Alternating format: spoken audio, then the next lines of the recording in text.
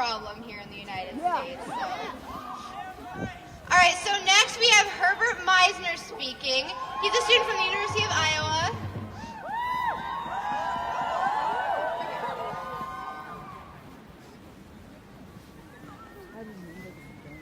All right. We got to get the mic hooked up to we just a moment.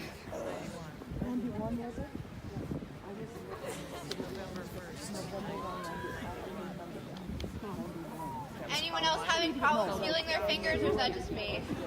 All right, so here's Herbert.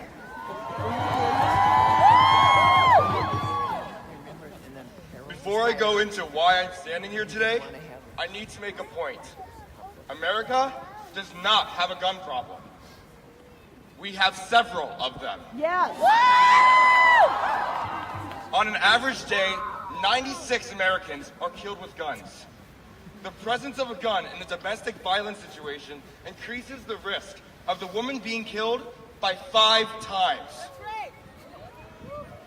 Suicide attempts are done in temporary amounts of stress, and the vast majority of people who attempt suicide do not die from suicide later in their lives.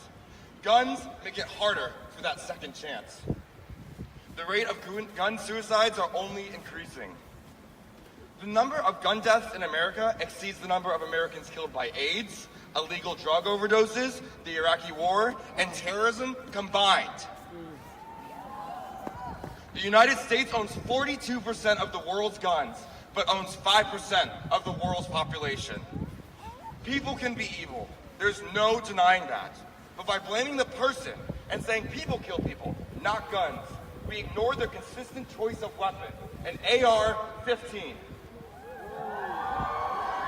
Which in some states could be purchased in 23 minutes. Guns are the problem. If you compare us to every single developed country where there are harsh restrictions on gun ownership, research shows over and over and over and over again that guns are the problem. So we wonder, if this is our reality, why does it not get better? If the majority of Americans want heavy regulations and comprehensive gun reform, why are we not seeing it? Well, to the silent generation, to the baby boomers, to the Gen X, to millennials, and to the beloved Generation Z, I have an answer for you. The National Rifle Association. Yes. Yeah, boo 'em. The NRA has been the main contributor of our deeply divided and polarized state. They have cowardly fearmongered that we want to take all the guns away. They push that mental health and bullying is the problem, yet they refuse to put the responsibility on themselves. And to my knowledge, mental health and bullying also happens in other developed countries where this isn't happening. Right. They refuse to support legislation that would make owning a gun a more extensive process. They perpetuate the idea that background checks are unnecessary since the right to bear arms is a right after all. But we don't have the right to health care in this country. We continuously have to argue for the right for same-gendered couples to marry or to get a damn wedding cake. We don't have the right to cars, we don't have the right to food, the right to shelter, and in some cases, the right to vote. Yep. But for some reason, we value this outdated right to own a weapon meant to kill. What does that say about us as a country? The NRA puts money in politicians' pockets. Our very own senator, who we're going to elect out, Joni Ernst, got $3.1 million from the NRA. And then just so happened to vote against measures that would make background checks harder and more extensive for people to own a gun. I want to make myself clear.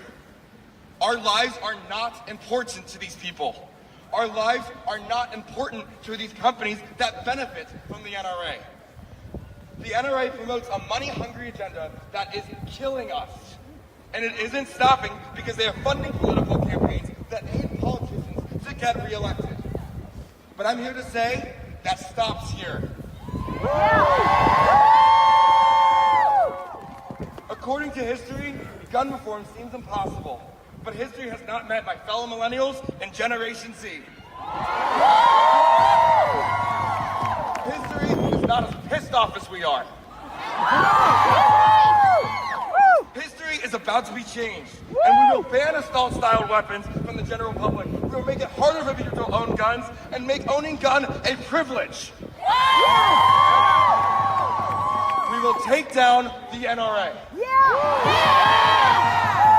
I am done being seen as a political pawn or just a life that could be taken advantage of by politicians who can continue to be run by lobbying agencies that are responsible for our deaths and our children's deaths. I am done being nervous about going to concerts or walking into schools. I am done being nervous standing here, possibly taking my last breath, because the Second Amendment protects someone's right to own a weapon that could kill me right now. I am done with people using the right to own an assault weapon, justifying their viewpoints after 17 innocent people are killed in a school, or 50 are killed in a nightclub, or 20 innocent 6-year-olds are murdered. I am done with gun violence. I am done thinking about supporting a candidate who gets a single cent from the NRA. I am done purchasing items from companies who get a single cent from the NRA. I am done with trying to justify the argument a good guy with a gun stops a bad guy with a gun. Because all I hear in that sentence is someone wants you to buy their guns. I'm sick of it. My fellow Iowa Cityans, we are done.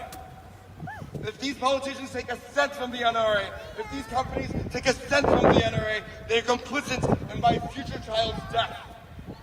I am done. If they don't comply, then we vote them the hell out.